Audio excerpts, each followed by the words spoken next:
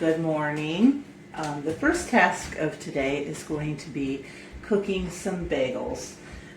Bagels are really super duper easy to make, and once you've done it, you may never go back to eating the ones you get from the store because they are so much better.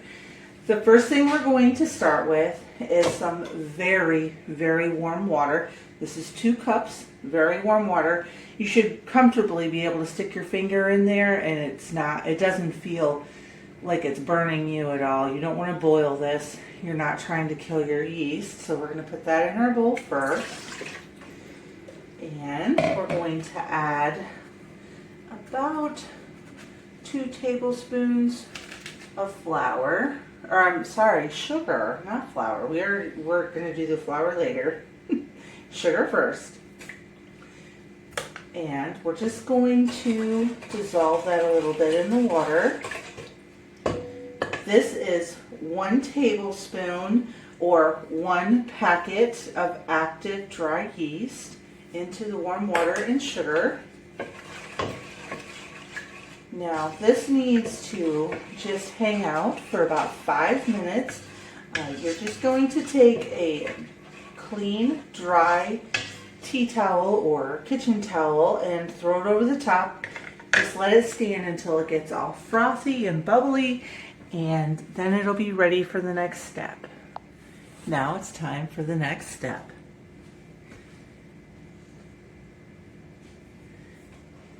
All frothy and bubbly in there, so we know our yeast is nice and active. And now we're going to add 2 tablespoons of oil, or you could use melted butter, but for my bagels I like to use oil. This is just a neutral flavored olive oil. It's not the strong extra virgin oil that you would use for salads, because you don't want that strong olive oil flavor. Just 2 tablespoons. When I use melted butter, I use about 4 tablespoons or half a stick of melted butter. 1 egg. Now I'm just going to give that a quick stir and incorporate all the ingredients. And now we're going to start adding the flour. It's going to be about 5 to 6 cups total. We're going to add them 1 cup at a time until we get a nice dough that will still be sticky, but it's not going to be wet. And the more you make bread from scratch, the more you'll get to know how that should feel.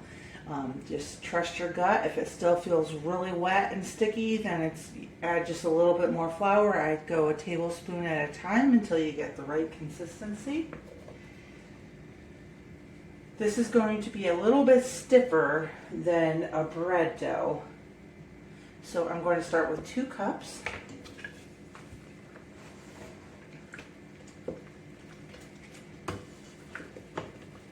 Just stir until it's all incorporated. And remember, we're going to need this for a while, so lumpy and bumpy is fine. This is 3 cups. If you measure your flour by weight, you're going to get a little bit more of an accurate measurement. That's why it says 5 to 6 cups. And I've also noticed that the humidity in the air can greatly affect how my dough feels. I'm not really sure the science behind that, but I guess it makes sense because it's a lot of extra water. So, almost there. So now we are going 4.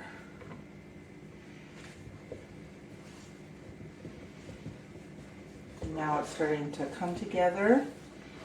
That was our 4th cup. We're just going to keep stirring until we get a ball. If you have a stand mixer or a dough mixer, that would be great for this. Those are definitely on my Christmas wish list. Trying to keep my arm out of the shot there so you can see what I am doing. Now it's a very, very shaggy dough at this point. Now this is 5 cups, and this is where you will really start to see the dough come together.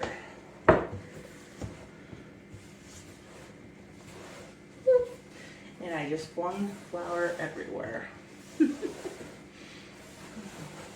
If you aren't making a mess in the kitchen, are you even doing it right?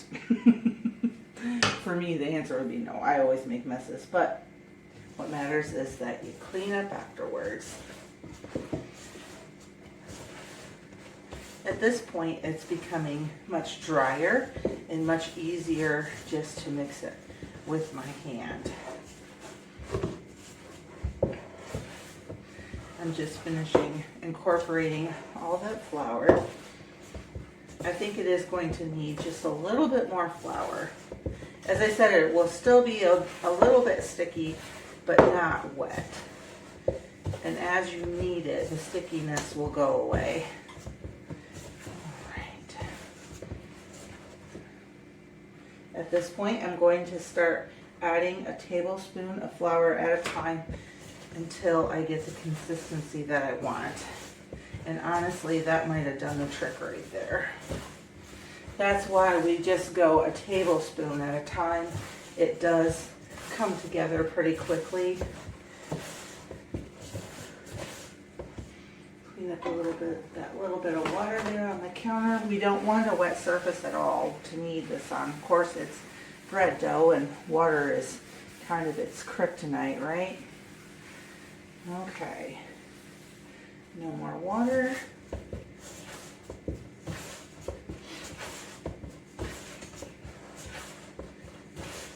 I think I got all of that flour incorporated, and one way it tells me that it's done is it has pulled everything off the sides of the bowl.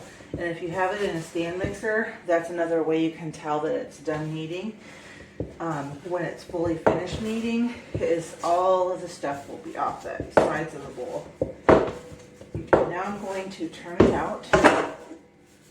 I'm just going to flour the dough and the counter just a little bit in the beginning until it's not quite as sticky so that I can knead it.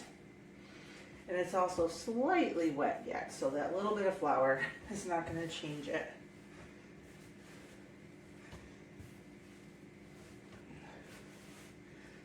Or not going to hurt it. I mean, it is going to change it, of course.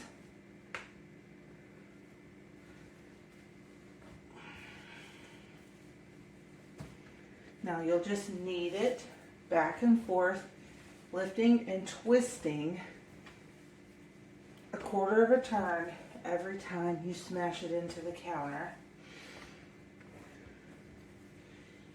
And you're going to do this for about 5 to 6 minutes until the dough comes together in a nice, silky smooth, not sticky dough.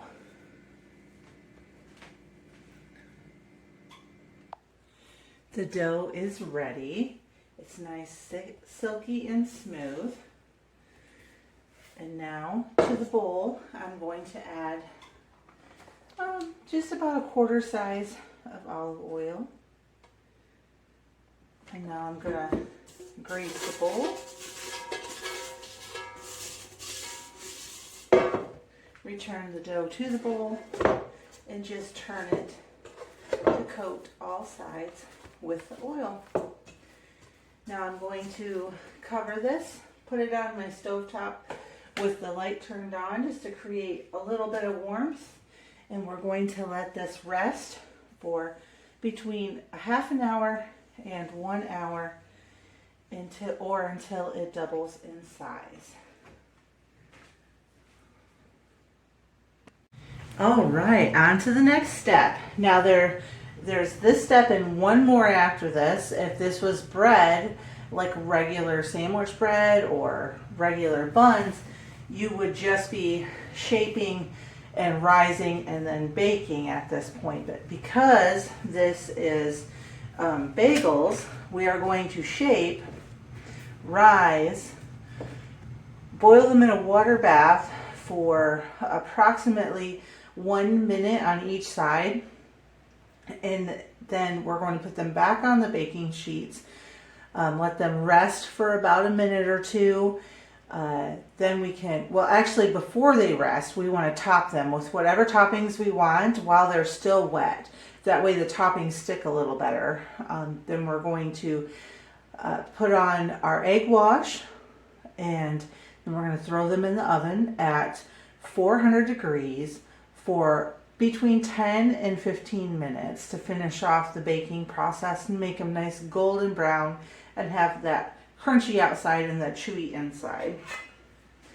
Or however it is. If I said it backwards, please forgive me. All right, so I have my pastry knife. I'm just going to cut the dough in half. Now I'm going to cut each half in half. A little bit of air left in there. I'll just squeeze that out. There we go. Now we're going to cut it in half.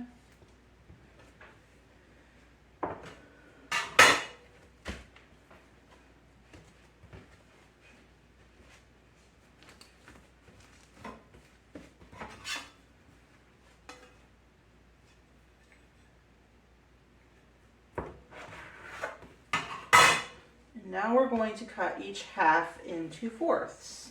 The easiest way to do that is just to take it and make it into a ball again. Got, like I said, a little bit of air building back up in there while I was getting everything ready. Cut it in half and cut each half in half.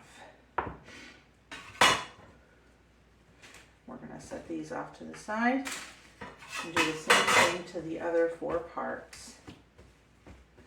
And we will have 16 balls.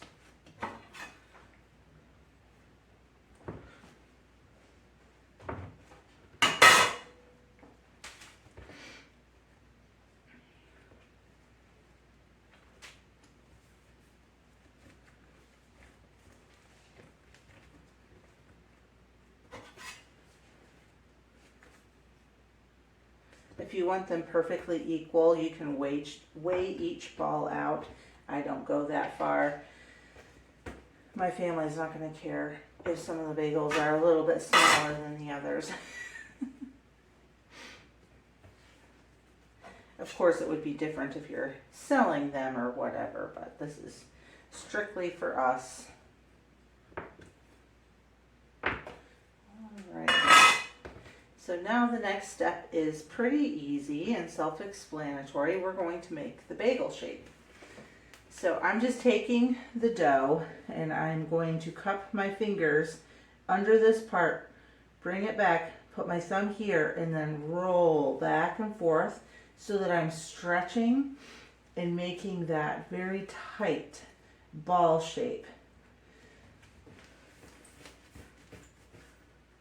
Now I'm going to flip it over, give it a good pinch.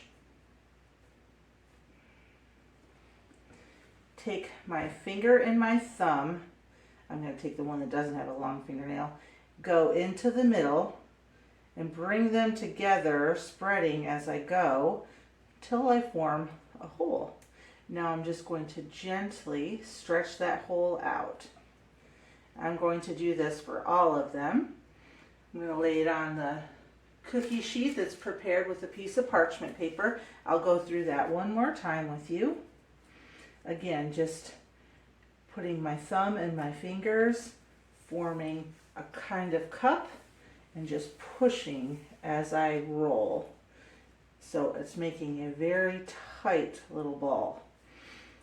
Now I'm just going to pinch that little ball together at the bottom to keep it from coming open. Again, taking my finger here on the bottom and my thumb on top, just push them together until the dough starts to move out of the way, and just stretch with your fingers.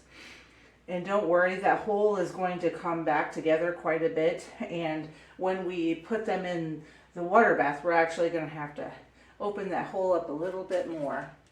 So I'm going to finish these, rolling them out, and then we'll go to the water bath process. I have my soup pot here, more than halfway full, or just about halfway full of water. Now I'm going to add a couple tablespoons of honey, and I have this on high, and I'm going to bring it to a nice boil. I'm going to just stir that honey in. I have this spider spoon here. There might be a technical name for it, I'm not sure.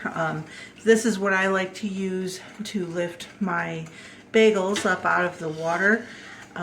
You could use a like slotted spoon, but it's a lot harder to fit them in there. You could use the handle of, say, like the skinny handle of a spoon, and stick it through the hole and lift them out that way. This is just what works for me, and I got this at the dollar store for $1.25, so they're definitely not hard to find. Alrighty, now we'll get this water up to a boil, and then we can fit about 4 bagels into the water bath at a time in this pot. And here's what the bagels look like. They're rising while I'm waiting for this water to boil. It'll take about 8 minutes for the water to boil, and that's about how long the bagels should rise for, so it works out perfect. And now the water is boiling. I'm sure you can't see because all you can see is the steam. I'm sorry about the fan, but I have to have it running. Otherwise, you would definitely not be able to see anything.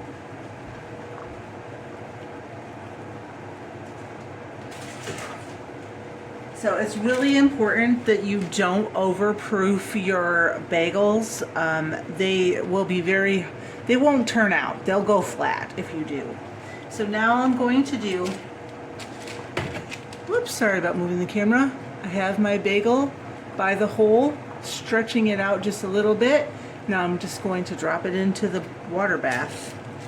And we're going to boil these on the first side for, I think I'm actually going to be able to fit all 6 of these right in the same water bath. Perfect. Okay. Now we're going to water bath these for about a minute on the first side. I can usually tell by watching them how done they are. And also you want to adjust your temperature on your pan if it seems like they're going to boil over. Alright, now we're just going to flip each one to the other side. There we go. And now they've all been flipped. I think I flipped that one back to the first side. There we go. Now we will just allow that to boil for 30 seconds, or 60 seconds.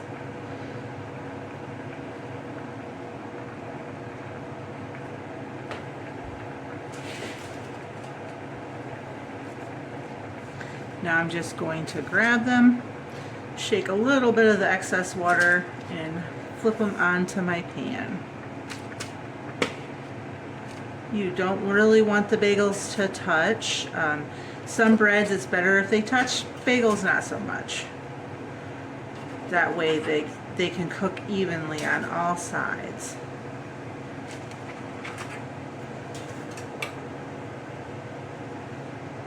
Alrighty, now we're going to top these while they're still wet.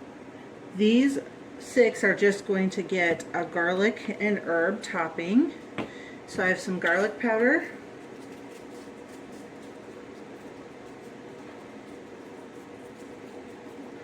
and just some Italian season. Oops. I'm just going to shake that on.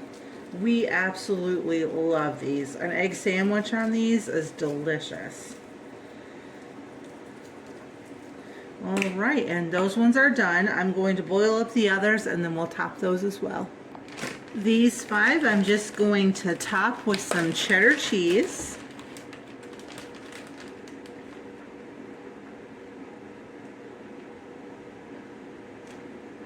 And the last 5 will just be plain.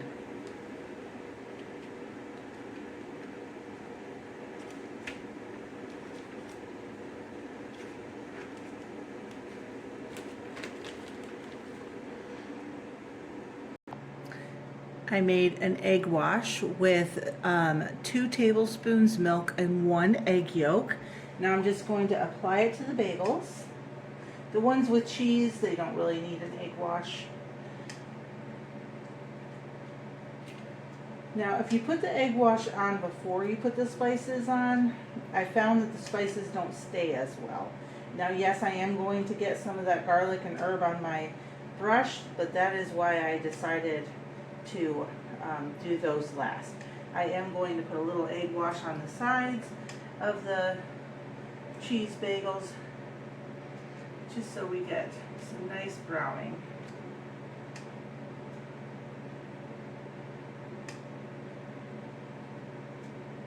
And then I'll put my cheese all back on. And see, the spices are going right into my egg wash. That's why you do those ones last. If you have ones that you don't want to mix, such as cinnamon and sugar, you definitely don't want garlic and herbs. So I would just suggest using a separate pastry brush or washing your pastry brush before you go to the next flavor. That's definitely not something that would taste well together, and I can tell you from experience. So in the past, my son goes, "Oh wow, these taste very garlicky," and they're supposed to be cinnamon raisin, and it's not a great thing to taste together. All right, so now in the oven, these go for or at 400 degrees for approximately 10 to 15 minutes. I would set it for 10. Check them, see if they're golden brown. If they're not, check them every 2 minutes after that until they are. Here's the beautiful bagels, all finished and cooled on a rack. These bagels are a great item to batch cook. They freeze amazingly. So what you do is you just let them cool completely, cut them in half, you know, like a bagel is that you get from the grocery store. So cutting them in half so you have a top and a bottom, throwing them in a freezer bag, and they'll last quite a while in there. You just pull them out, pop them right in the microwave. I think it usually takes us about a minute to warm them up, and they taste amazing. Throw an egg on, have an egg sandwich, or just eat them plain. Thank you so much for joining me. Have a wonderful day, and please subscribe if you haven't already, and like this video and share it with all your friends.